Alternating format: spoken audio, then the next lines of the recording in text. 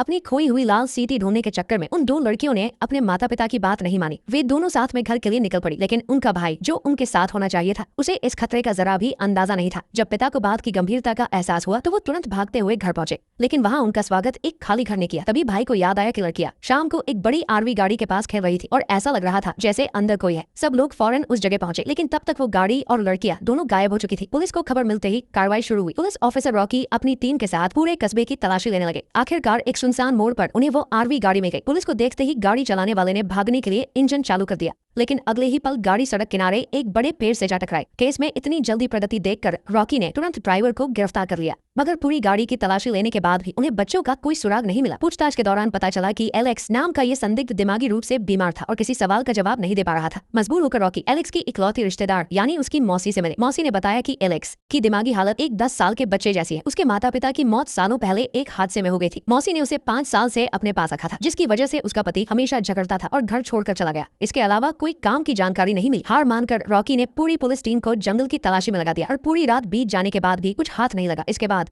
Rocky ने Keller के घर जाकर उसे ताजा जानकारी दी। उन्होंने बताया कि पकड़ा गया एलेक्स दिमागी तौर पर कमजोर है, वो इतनी बड़ी साजिश नहीं रच सकता। लाई डिटेक्टर टेस्ट में भी साबित हुआ कि वो झूठ नहीं बोल रहा। कोई पुख्ता सबूत न होने के कारण पुलिस को उसे कुछ घंटों में रिहा करना होगा। ये सुनकर केलर गुस्से से आगे बुला हो गया। उसे यकीन था कि उस गाड़ी में कुछ गड़बड़ है, वरना एलेक्स पुलिस को देखते ही भागने की कोशिश नहीं करता। रॉकी वहाँ से लाचार होकर निकल गए। उस रात रॉकी सो नहीं पाए। अगली सुबह होते ही वो हर घर जाकर पूछताछ करने लगे, पर कई घरों में पूछने के बाद भी कुछ पता नहीं चला। जब वो कस्बे के पादरी के घर पहुंचे तो वहाँ का नजारा देखकर उनके होश उड़ गए। पादरी जमीन पर बेसुध पड़ा था। रॉकी तुरंत उसकी तरफ भागे, पर पास जाने पर पता चला कि पादरी ने बहुत ज्यादा शराब पी रखी थी। जब रॉकी वहाँ से जाने लगे तभी उनकी नजर फ्रिज पर पड़ी, जो अपनी जगह से हटा हुआ था। अपनी आदत के मुताबिक उन्होंने फ्रिज को ठीक करने की कोशिश की, लेकिन जैसे ही उन्होंने फ्रिज को हटाया उसके पीछे एक खुफिया रास्ता नजर आया। उस खुफिया कमरे में एक सड़ी गली लाश पड़ी थी, जो कई साल पुरानी लग रही थी। उसकी एक ही खास पहचान थी, लाश के गले में एक भूल भुलैया वाला लॉकेट लटका था। रॉकी ने फौरन पादरी को जगाया। होश में आने पर पादरी ने सब सच बता दिया। दरअसल वो लाश एक बेरहम कातिल की थी। सालों पहले वो पादरी के पास अपना गुनाह कबूल करने आया था और कहा था कि उसने एक बच्चे को मारा है। गुस्से में आकर पादरी ने उस कातिल को उसी तहखाने में बंद कर दिया था ताकि वो वही दम तोड़ दे। आखिरकार वो कातिल भूख से मर गया। रॉकी ने ये सब सुनने के बाद पादरी को हिरासत में ले लिया। दूसरी तरफ बेहाल पिता केलर हर जगह अपनी बेटी को ढूंढ रहा था। जब उसे पता चला कि एलेक्स को छोड़ा जा रहा है तो वो भागते हुए पुलिस स्टेशन पहुंचा। सबको हटाते हुए उसने एलेक्स को दबोच लिया और चिल्लाकर पूछा, बताओ तुमने उनके साथ क्या किया? तुमने क्या किया? बताओ मुझे। एलेक्स ने बुदबुदाते हुए कहा। वे तब तक नहीं रोए जब तक मैं उन्हें छोड़कर नहीं गया। तुमने क्या कहा? क्या कहा तुमने? इस बात ने केलर को और भी यकीन दिला दिया कि बेटी के गायब होने में एलेक्स का ही हाथ है। और जब उसने ये बात पुलिस को बताई तो किसी ने उसका यकीन नहीं किया। अब बेटी को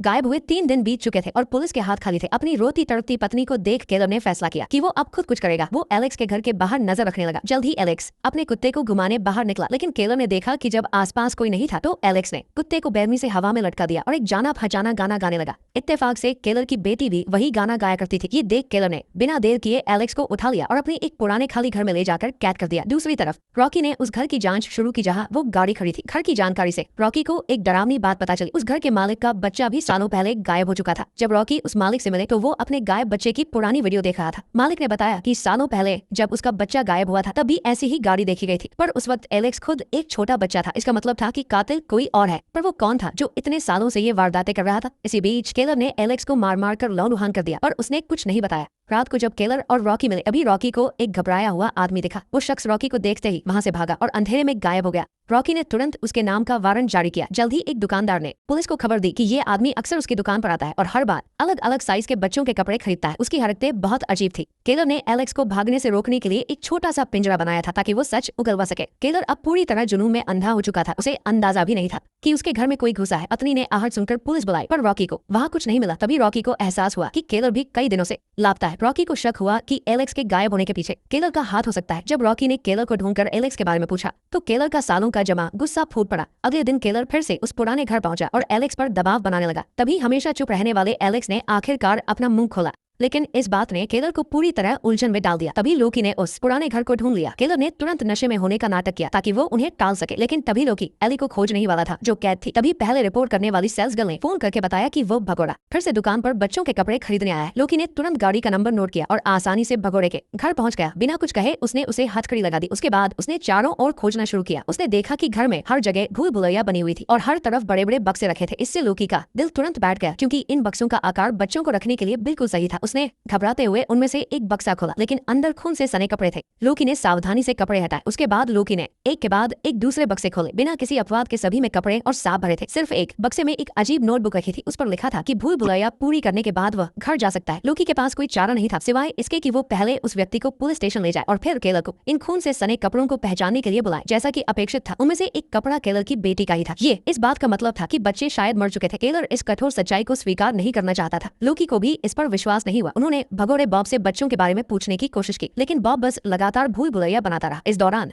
बॉब ने एक पुलिस वाले की बंदूक छीनकर खुद को गोली मार ली और बच्चों का सुराग भी यही खत्म हो गया। शुक्र है केलर को आखिरकार एली से नई जानकारी मिली, जिसमें बताया गया कि बच्चे एक भूल भुलैया में फंसे हुए थे, लेकिन इसके अलावा कोई और उपयोगी सुराग नहीं मिला। मजबूर होकर केलर को एली की मौसी के पास जाना पड़ा ताकि वो उनसे भूल भुलैया के बारे में जानकारी निकाल सके, लेकिन मौसी ने कोई प्रतिक्रिया नहीं दी। वो बस अपनी पुरानी बातें बताने लगी। उनका परिवार मूल रूप से बहुत धार्मिक था और अक्सर एक कारवां में यात्रा करके धर्म का प्रचार करते थे। दुर्भाग्य से उनके बच्चे की कैंसर से कम उम्र में ही मौत हो गई। बाद में उन्होंने एली को गोद लिया, लेकिन पति अभी तक अपने बेटे को खोने के दुख से उबर नहीं पाया था और एली भी अत्यधिक सदमे के कारण ऐसी हो गई थी जैसी अब है। दूसरी तरफ बॉब की आत्महत्या के बाद लोकी बहुत निराशा में था। तभी उसने अचानक देखा कि बॉब द्वारा बनाई गई भूल भुलैया का पैटर्न वही था जो पहले सूखी लाश के गले में पड़ी चेन पर था। और जांच के बाद पता चला कि बॉब के घर में उन कपड़ों पर लगे खून के सभी धब्बे स्वर के खून के थे और केवल केलर की बेटी के कपड़े पुराने थे, बाकी सभी नए खरीदे गए थे। इसका मतलब था कि बॉब शायद असली अपराधी नहीं था, लेकिन उसके पास केलर की बेटी के कपड़े क्यों थे? लोकी ने एक संभावना के बारे में सोचा। वो तुरंत केलर के घर के लिए रवाना हो गया और जैसा कि अपेक्षित था, उसने केलर के घर पर बॉब के पैरों के निशान और केलर की बेटी के मोजे पाए। दरअसल उस दिन केलर की पत्नी की पुलिस को दी गई रिपोर्ट झूठी अलार्म नहीं थी, बल्कि सच में एक चोर उसकी बेटी के कपड़े चुरा रहा था। तभी केलर की बेटी के साथ लापता हुए दूसरे बच्चे को ढूंढ लिया गया। केलर और उसकी पत्नी बेचैनी से अस्पताल पहुंचे और अपनी बेटी के बारे में बेचैनी से पूछताछ करने लगे। इस पर लड़की के दिमाग में अपहरण की घटनाएं कौंध गई। कभी केलर को अचानक कुछ याद आया और वो तुरंत अस्पताल से चला गया। वो संयोग से लोकी से मिला जो अभी अभी अस्पताल पहुंचा था। उसने तुरंत उसका पीछा किया, लेकिन आखिर में वो उसे खो दिया। लोकी ने सोचा कि केलर पुराने घर गया होगा, लेकिन पुराने घर में केलर का कोई निशान नहीं था, बल्कि कैद की गई एली को छुड़ा लिया गया। इस बीच केलर मौसी के घर पर दिखाई दिया। दरअसल इन कुछ दिनों में केलर अपने घर और पुराने घर के अलावा सिर्फ मौसी के घर ही गया था,